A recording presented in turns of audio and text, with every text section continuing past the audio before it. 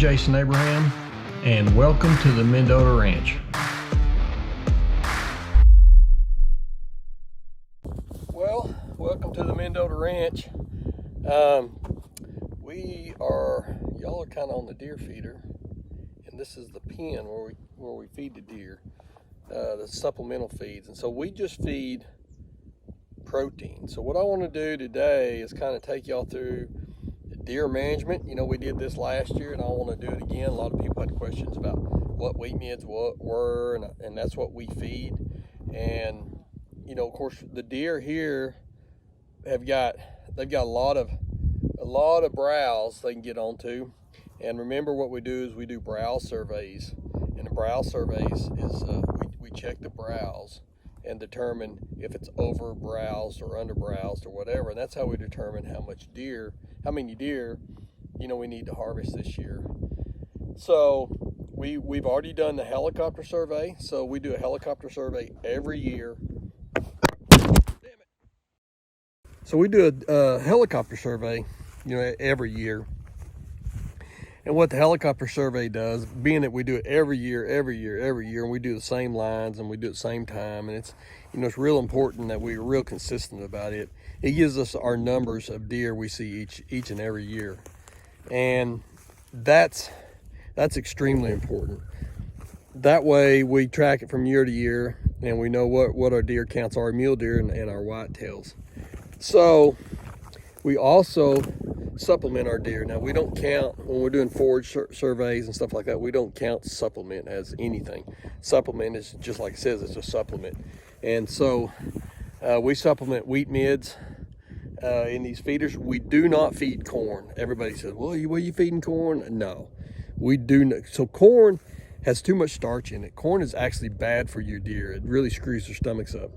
Now, a little bit of corn's probably all right. And I know a lot of people use corn to bait their deer in, and that's whatever, that's fine. Just a little spreader, but do not feed your deer very much corn. Corn is not good for you deer. And so people wonder why their deer have scars and they're always screwed up and they got crappy deer. Well, quit feeding the damn corn, you know, feed some protein. And so, you know, there's a lot of feed companies that sell some good protein.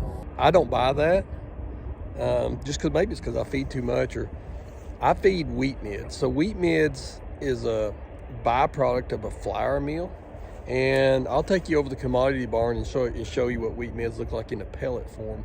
And we feed it to our horses. So our horses, we feed wheat mids and alfalfa, and I've been doing that for, I don't know, 20 something years.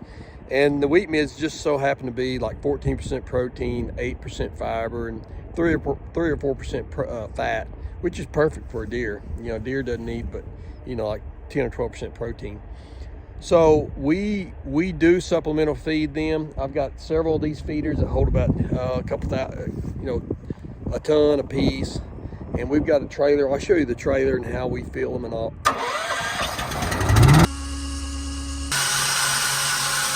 I put them in strategic spots, just kind of good travel spots. I don't try to bait them with it, and I don't hunt off of them.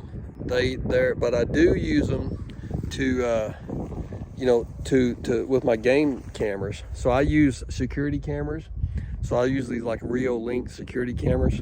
You know, you get a SIM card in them, you can watch your videos. I don't know, to me they work better than most game cameras, and they come with a solar panel and they stay charged. So I don't know, I like them. So I'm hoping that at some point I'll figure out on my computer how to go live with them. But the thing I think I want to stress to you the most is that management. We're doing deer management here. So when you see a guy holding a monster buck up that he'd shot, it's the reason that's a monster buck is because people like me have been out here busting our ass managing the deer. You know, big monster deer don't just freaking happen. You have to have the herd right. You have to be taking the junkers out. You have to be keeping the doe numbers right. Supplemental feed. Of course, we've got alfalfa. Alfalfa is probably the greatest thing in the world for deer. Nobody likes to shoot does. Like you see hunters. If I try to get hunters out here to shoot does, no. They're sitting here waiting on the big buck. They're not going to shoot does. They're terrible about not shooting does. So you've got to shoot a lot of does. So like every buck you should probably shoot about 10 does. Let's go drive around. Let's go find, I want to go find up some browse lines. I'm going to show you where the deer have overbrowse, which is usually in a good trail coming up to alfalfa. So let's go look at it. So this is a browse line. So if you can see, this is extreme because the way alfalfa field's right here. So it's extreme, it's real extreme. But you can see all the leaves are eaten off where as far as the deer can reach right up here. We don't do a browse survey right here at the alfalfa field because it's it's just not a good spot. So we get out away from the alfalfa field. But I just want to show you what browse is. Browse would be like leaves and stuff like that. And this is extreme right here because it's right by the alfalfa field. And of course, the deer are kind of hanging out here waiting to go out in the evenings. So, yeah, that's a browse line. So, in Texas, one of the deals we've got is called CWD. It's chronic wasting disease. I say we got it. I've never heard of a deer actually dying from CWD. Now, they've shot some deer that tested positive for CWD. But since then, what Texas Parks and Wildlife has done is they, like say if you're a deer breeder and you get a positive CWD test, well then they just come in here and they just kill your whole herd. So there's been like 260 positive CWD cases over the last 10 years, and Texas Parks and Wildlife has literally killed close to probably $100 million worth of deer in the deer breeder pen. So they've just completely wrecked the deer breeder. Essentially what they've done is they've taken CWD and they've weaponized it to eliminate the deer breeder. So now that they've about got the deer breeder eliminated, now they're coming after us low fence guys. So they're us on these deer breeder permits like what I'm on, where they give us, we do all these extra tags and crap like that. They're already hinting around that they're trying to get us to start CWD testing. So if you're a landowner in Texas at least, and they're wanting you to do a CWD test, don't do it. Whatever you do, don't do it. Because if you get a positive CWD test, there's no telling what they'll do. Now they'll tell you, oh no, we won't come in there and kill all your deer. Oh no, we won't do this. Well, that's what they told the deer breeders. Because I used to be one of them deer breeders and they put me out of business. So just heads up on the CWD deal. So don't, truthfully, me at Texas Parks and Wildlife, there's one biologist that's fixing to retire. He's the only guy that I let come on this ranch. Other than that, I don't let Texas Parks and Wildlife own this ranch. Just because essentially they're out to get you. They're looking for a reason to get you. So just heads up on that and just watch the CWD deal. Don't volunteer your ranch, don't volunteer any deer for CWD, but it's coming. Get ready. What do you think, Letty? Letty, what do you think? So one of the greatest things that we do is this hay bed. This hay bed is what we load all the deer with. It's hydraulics. And like our bucks out here will weigh, on the hoof, they're gonna weigh about 250 to 275 pounds. And the does are about 260, the does weigh probably about 160 to 190 pounds. Yeah, big does 190. No, you don't see too many of those, but the bucks are really big. And they're so hard to load up here and it hurts your back. So we use this hay bed, and I mean, you can load deer and we can load deer and it makes life nice. And we also use them, we actually use it all to gut the deer and everything. So we bring them all in here and we use the hay bed to hold the deer up while we gut them, and then we just put them right in the cooler from there. So it's pretty nice. We're fixing to go hunt here in just a little bit. It's a nice evening. There's not just a lot of wind right now. So hopefully we can go get a bunch of deer shot tonight. We got a lot to get around. Look. There's a big old herd of mule deer earlier today. I think we've got maybe, remember how many tags? I think there's like 45 does we got to kill, and then we'll we'll probably kill 15 bucks or something like that. And then that's whitetails, and then we'll do some mule deer. So what we do is, this is kind of we're not hunting. This is management. So we'll be picking out old does, junker bucks, and we'll be picking them out. Of course, some people say, well, why don't you do it like hunters? Well, the problem is the hunters get down in there and they stir all my deer up. We sit up here on the cap rock and we shoot them from, I mean, today's not going to be long shots. We'll be like from 1,000 meters out to longest shot might be 1,600 meters today. Yeah, so then when you're shooting that far away, the deer don't get all jacked up and stirred up. They just see if a deer falls over dead, nobody else. I mean, we can sit there and just shoot right in amongst them, and it's no big deal. So it's just the way we do it, and it works. And everybody, this is part of the deer management plan that Todd and I've been working on for. How long have we been doing it, Todd? It's got to be nearly probably 10 years, I bet. Yeah, 10 plus years, huh? Yeah. So Todd and I have been doing this for 10 years. I wish you could have seen the deer 10 years ago, because they were, we would sit up here and just junker. Now the junker bucks are really hard to come by. Essentially, they're like mature 8 points or junkers. And used to, we had a lot worse than that. So today we just got here. You can see a bunch of cows down below us. We got an alfalfa field here.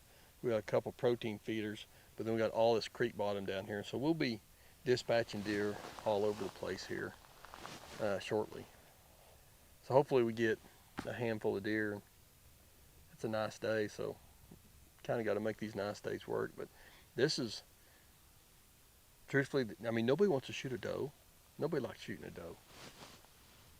But we have to keep our number, because our numbers get way too high. And our numbers this year are the highest they've been in a long time. And how we know our numbers are, we do deer surveys. So we fly these game surveys and we count all the deer. And then we look at the browse line, and our doe numbers we've had a couple of really good years, and our doe numbers were just crazy. So we really got to get these numbers back. Jason, come here. Dead muley, good one. Really? Oh, hell he is. So what Todd just spotted, there's a pretty good mule deer. Is he an 8 point or 10 point? Well, if he has eye tines, he's a 10. Yeah, he's a dead. We can see a skull out there, so we know it happened.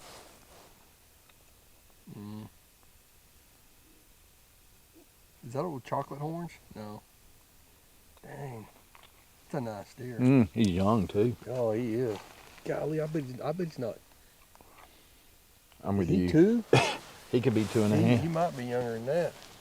He's young, but he's already a 160 class deer. Yeah. So there's a deer walking in on the north side of this pivot. He's a 2-year-old, maybe.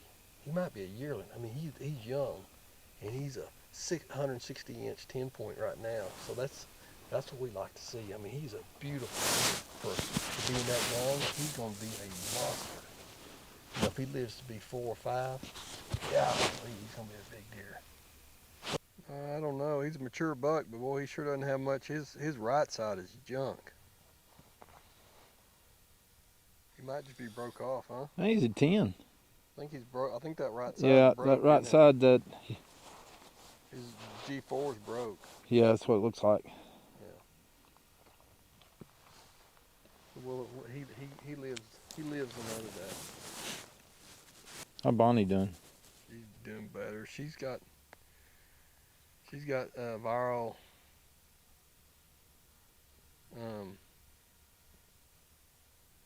whatever it is. I don't know. She's bronchitis. Yeah, she's coughing her ass off. So every time she coughs, her hip hurts like hell. I'm checking my 3.9. What you what? 3.9. Wow. We're close.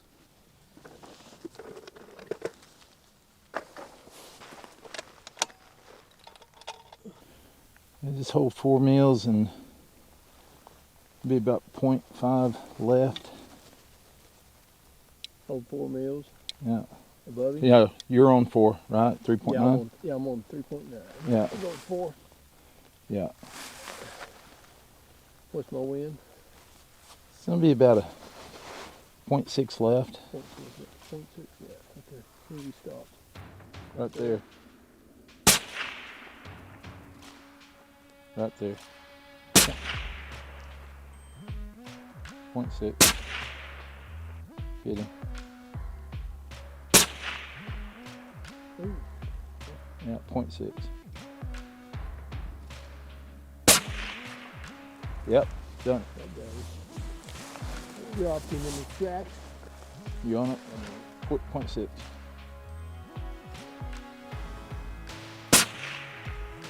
.6 left.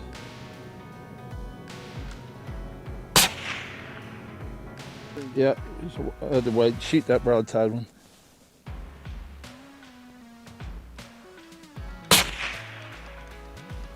She's scratching, she'll be there. She's walking now.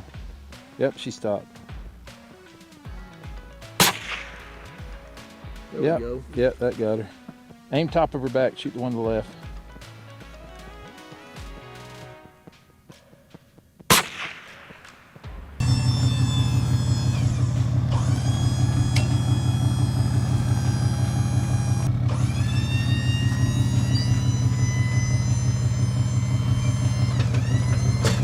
He's actually broke right here. But I mean, broke here, but he's just an 8-point. And he's a big mature deer, and he's a little 8-point at that. So this is what we call a junker, a genetically inferior deer. So we want to get rid of all these guys. I dropped him. I mean, when I hit him, so we're sitting way up on that cap rock up there. We did drop him. He's a big old deer. I bet he probably on the hoof he's gonna weigh about, what, what do you think, 230, 240 on the hoof? I bet. He's a big deer. 4-year-old deer. Oh, we got some more deer to go. All right, well, that kind of wraps us up for tonight.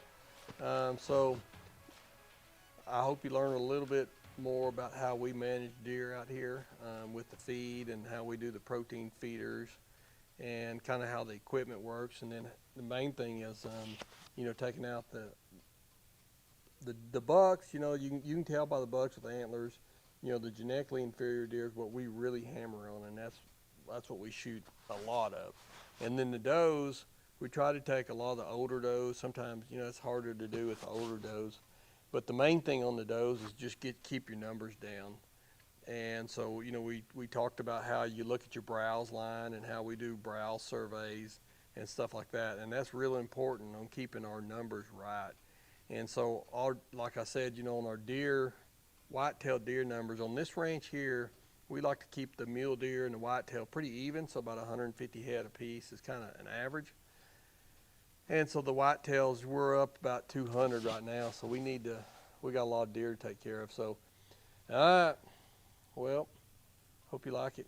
We'll see y'all next week.